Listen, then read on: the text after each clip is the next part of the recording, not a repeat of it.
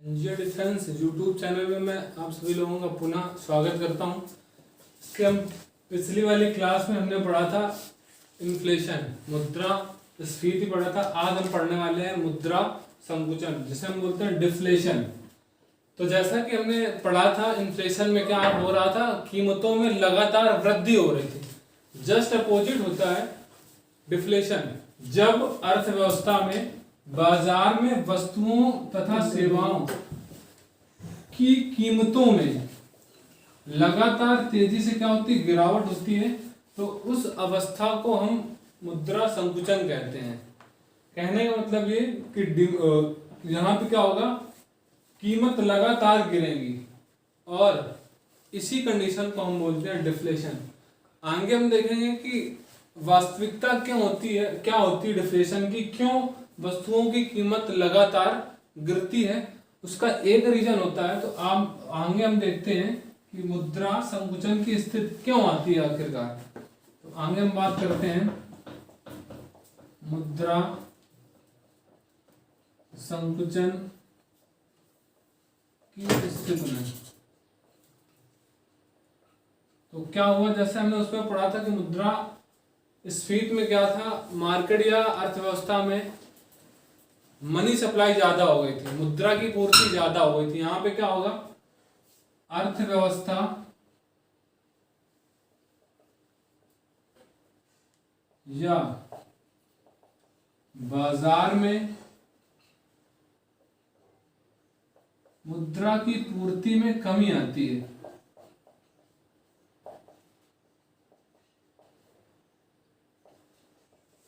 कमी आती है, उससे होगा क्या, जब बाजार में पैसा कम होगा तो आपकी पॉकेट में भी पैसा कम होगा। तो आपकी पॉकेट में जब पैसा कम होगा तो आप क्या करोगे, वस्तुओं या सेवाओं का कम क्रय करोगे, खरीद उनकी कम करोगे। तो इससे क्या होगा, आप क्या करोगे, लोगों की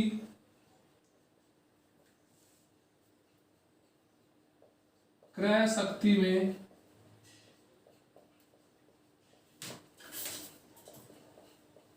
कमी आती है। और जैसे ही क्रय शक्ति में कमी आएगी, खरीदने की क्षमता कम होगी, तो आप क्या करोगे, कम खरीदोगे तो बाजार में क्या होगा, डिमांड भी कम हो जाएगी। तो यहाँ पे क्या होगा, आगे मांग में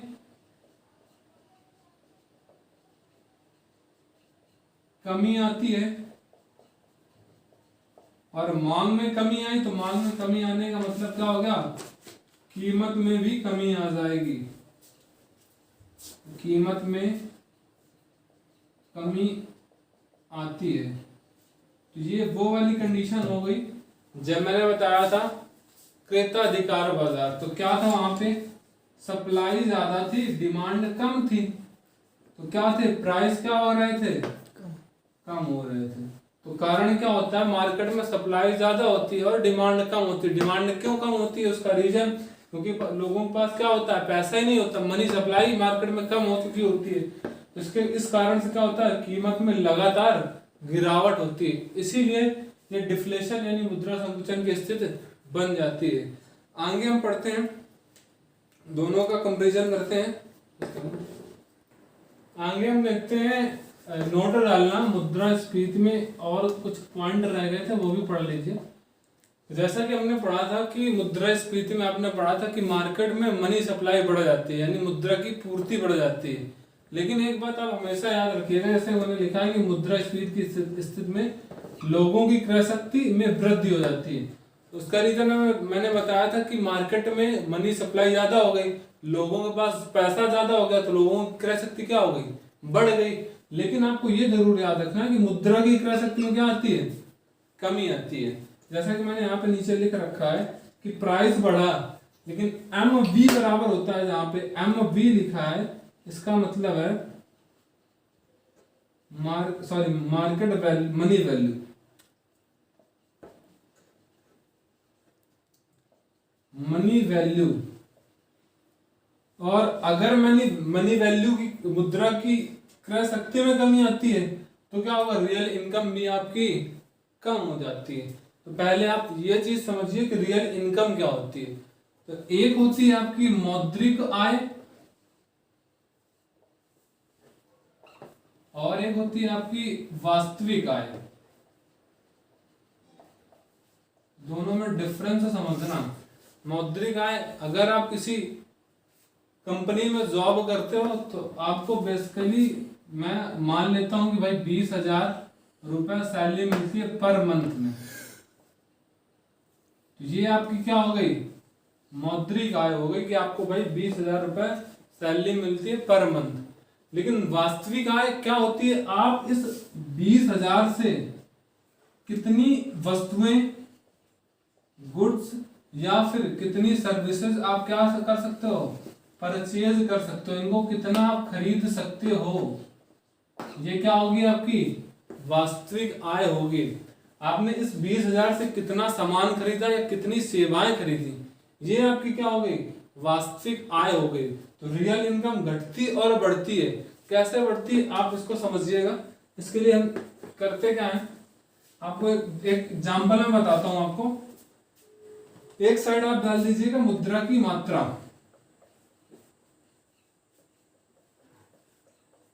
ठीक है, और बीच में डालिएगा वस्तु का मूल्य,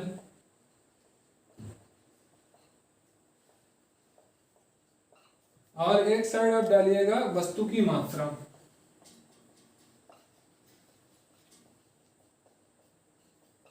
तो आपको मैं एग्जांपल देता हूं, जैसे आपके पास 100 रुपए थे। अगर मैं एग्जांपल में इस टाइम पे अगर मैं बोलूं तो टमाटर ले लेता हूं, तो आप देख रहे थे पहले टमाटर की वैल्यू क्या थी, 10 रुपए पर केजी थी।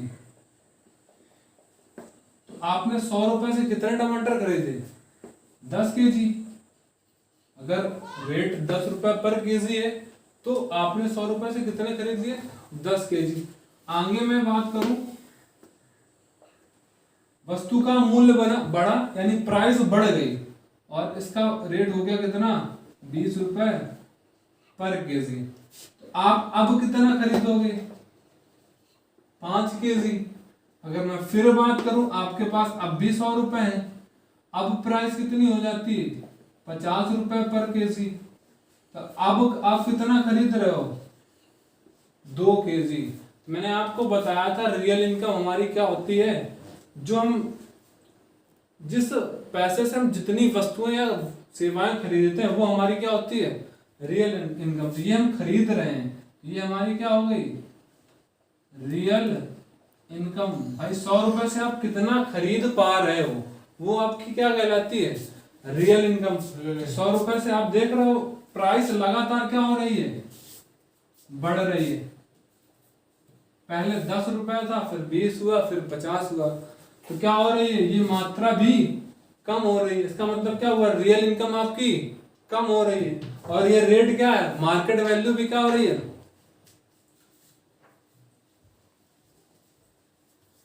मार्केट वैल्यू क्या हो गई, कम हो गई। यही तो मैंने लिखा है कि मुद्रा की क्रय शक्ति में क्या आती है, कमी आती है। इस 100 रुपए की मार्केट वैल्यू में क्या आ गई, कमी आ गई। पहले आपने इस 100 रुपए से मार्केट में कितना खरीदा था, 10, अभी आप 100 से कितना खरीद रहे हो, 2। तो इस पैसे की मार्केट वैल्यू में क्या आ गई, कमी। क्योंकि अब इसके पास जो कैपेसिटी है, क्षमता है, केवल 2 किलोग्राम खरीदने की है, जबकि पहले इसकी कैपेसिटी क्या थी, 10 किलोग्राम खरीदने की। तो मैंने यही लिखा है कि प्राइस बढ़ता है, कीमत बढ़ी, तो मार्केट मनी वैल्यू, मुद्रा का जो वैल्यू होती है, मुद्रा की जो कीमत होती है, वो भी घटने लगी। देख रहे हो आप 100 का, यहाँ आप 10 खरीद रहे थे, आप 100 से क्या खरीद रहे हो, इस 100 का रेट क्या हुआ, वैल्यू क्या हो गई, घट गई, और आपकी रियल इनकम भी क्या हो गई, घट गई। तो ये होता है क्या, तो इस बात को आपको याद रखना है कि मुद्रास्फीति की स्थिति में लोगों की क्रय शक्ति में जरूर वृद्धि होती है, लेकिन जो मुद्रा होती है उसकी क्रय शक्ति में क्या हो जाती है, कमी हो जाती है। जस्ट अपोजिट आपको याद रखना है, मुद्रा संकुचन में क्या याद रखना है, ऐसा ही होता है उसमें भी। तो मुद्रा संकुचन में आपने देखा था लोगों की क्रय शक्ति में क्या हो रही थी, कमी हो रही थी।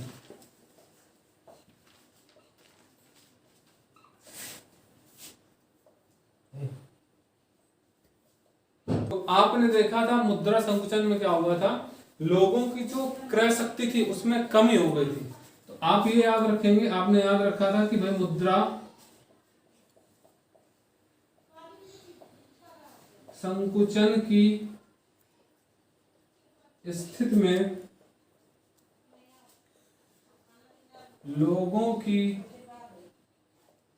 क्रय शक्ति में कमी आती है, लेकिन आप ये जरूर याद रखिएगा, लेकिन मुद्रा की क्रय शक्ति में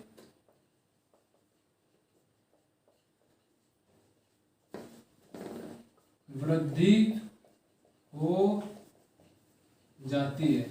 कहने का मतलब ये कि प्राइस रेट जैसे ही कम हुआ तो मनी वैल्यू क्या हो गई, बढ़ गई, और मनी वैल्यू बढ़ गई तो मतलब क्या हुआ, आपकी रियल इनकम क्या हो गई, ये भी क्या हो जाएगी, बढ़ जाएगी। अगर आप फिर से वही वाला किस्सा ले तो आपके पास 100 रुपए थे और टमाटर का रेट मैं बोलूं तो पहले 10 था, या फिर पहले मान लो ज्यादा था, पैसा घटाना है आपको, पहले 50 था मान लो पर केजी था, तो आपने कितना खरीदा था, 2 केजी। अगर फिर आपके पास 100 रुपए हो और यहाँ पे सॉरी रेट 50 रुपए पर केजी था, आपने 2 केजी खरीदा, और अगर रेट क्या हो जाए 25 रुपए पर केजी तो आप क्या खरीदोगे, 4 केजी। अगर रेट क्या हो जाए 20 रुपए पर केजी हो जाए तो आप क्या खरीदोगे, 5 केजी। आप देख रहे हो कि मुद्रा तो आपके पास 100 रुपए ही है, प्राइस क्या हो रही है, लगातार कम हो रही है। यही स्थिति होती है मुद्रा संकुचन में, पैसे की कीमत घट रही है, प्राइस कीमत घट रही है, कीमतें वस्तु की घट रही हैं, तो लेकिन क्या हो रहा है, मुद्रा की जो मुद्रा की क्रय शक्ति है उसमें क्या हो रहा है, मुद्रा की क्रय शक्ति में क्या हो रहा है, वृद्धि हो रही है। आप इस 100 रुपए से पहले 2 खरीद रहे थे, अभी आप इसी 100 रुपए से कितना खरीद रहे हैं, 5। तो आपने क्या देखा कि पैसे प्राइस घटने पर मनी वैल्यू बढ़ गई, यानी 100 रुपए की कीमत बढ़ी, और उसके साथ साथ आपकी रियल इनकम भी क्या हो गई, बढ़ गई। पहले आपके पास 2 किलोग्राम टमाटर आते थे, अब क्या आ रहे हैं, 5 किलोग्राम टमाटर आ रहे हैं। आगे हम देखते हैं अर्थव्यवस्था में भाई मुद्रा संकुचन की स्थिति में क्या क्या चेंजमेंट आते हैं, क्या क्या परिवर्तन आते हैं, उसके बारे में हम आगे बात करते हैं।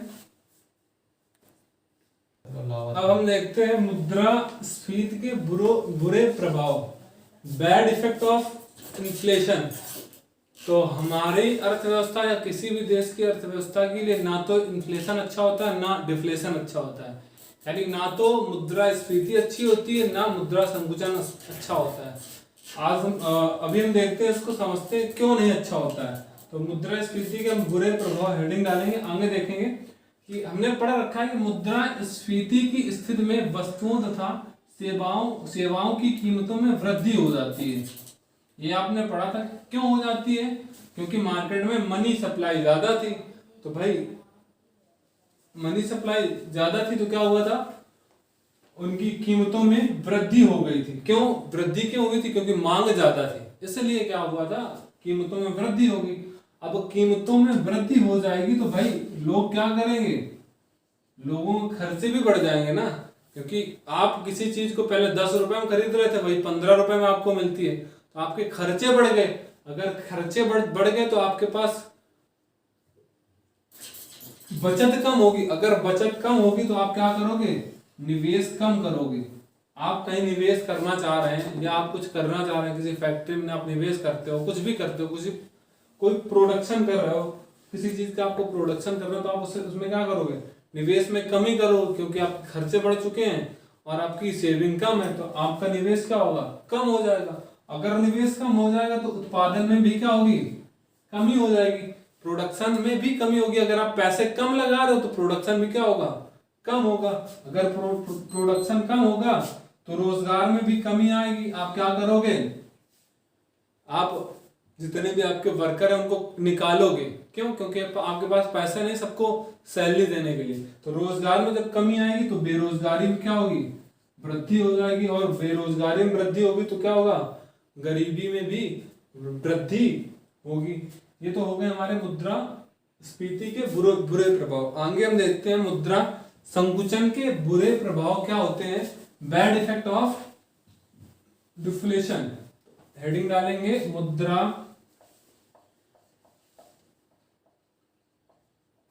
संकुचन के बुरे प्रभाव, बैड इफेक्ट ऑफ डिफ्लेशन।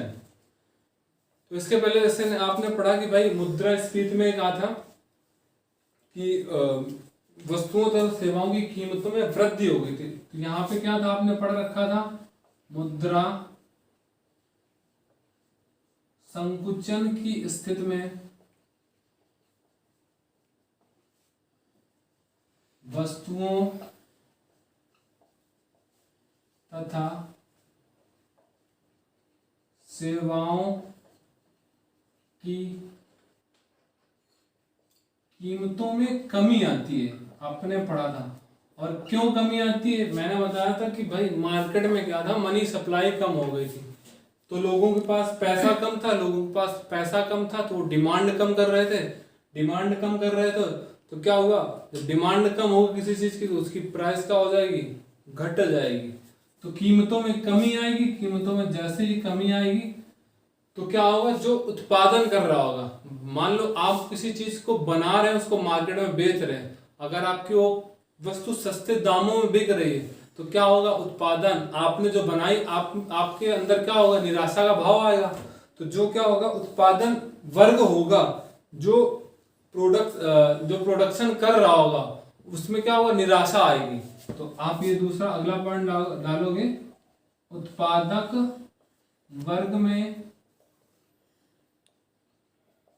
निराशा आती है। और निराशा क्यों आई, उसका रीजन था कि भाई उसने जितनी कीमत लगाई उतनी कीमत उसको नहीं मिल रही है। जितनी उसको मिलनी चाहिए, आपने किसी चीज का प्रोडक्शन किया, उसको मार्केट में ले गए बेचने, आपने सोचा भाई ये 50 रुपए मेरे लगे इसमें तो कम से कम 70 रुपए की बिक जाए, लेकिन आपकी वो बिकी 55 में, तो आप में क्या होगा, आप में निराशा आती है। निराशा जैसे ही आएगी आप क्या करोगे भाई, आपको अच्छी खासी क्या नहीं, प्रॉफिट नहीं हो रहा अच्छा खासा, तो आप क्या करोगे, उत्पादन में क्या कर दोगे, कमी कर दोगे। आप जिस चीज की 10 पैकेट बना रहे थे आप उसकी क्या करोगे, 5 पैकेट कर दोगे। यानी उत्पादन में क्या करोगे, उत्पादन में कमी आती है। और जैसे उत्पादन में कमी आएगी तो आगे वाली कड़ी आपको पता ही है क्या होगा, रोजगार में कमी आएगी। भाई आपने जितने वर्कर्स लगा रखे होंगे उनको आप क्या करोगे, निकालना चालू कर दोगे, क्योंकि आपकी खुद की इनकम कम हो गई तो रोजगार में क्या हो गई, कमी आती है। और जैसे ही रोजगार में कमी आएगी तो क्या होगा, बेरोजगारी में क्या होगी, वृद्धि हो जाएगी। और बेरोजगारी में वृद्धि होगी तो आप जानते हो क्या हो जाएगा, गरीबी में भी क्या होगी, वृद्धि होगी। जैसा आप हाल फिलहाल में देख रहे हैं, क्या देख रहे हैं, जो ऑटोमोबाइल सेक्टर है, आप देख रहे हो कार या जितनी भी कार कंपनियां हैं वो क्या कर रहे हैं, अपने कर्मचारियों को निकाल रहे हैं। उसका रीजन क्या है भाई, जो वस्तुओं सेवाओं कीमतों में जैसे लगातार कमी होगी तो वो क्या कर रहा है, प्रोडक्शन कम कर रहा है अपना, क्योंकि उसका सेलिंग उतनी मात्रा में नहीं होती जितना वो चाह रहा है। सेलिंग जब कम हो रही है तो क्या होगा, वो प्रोडक्शन भी कम करेगा।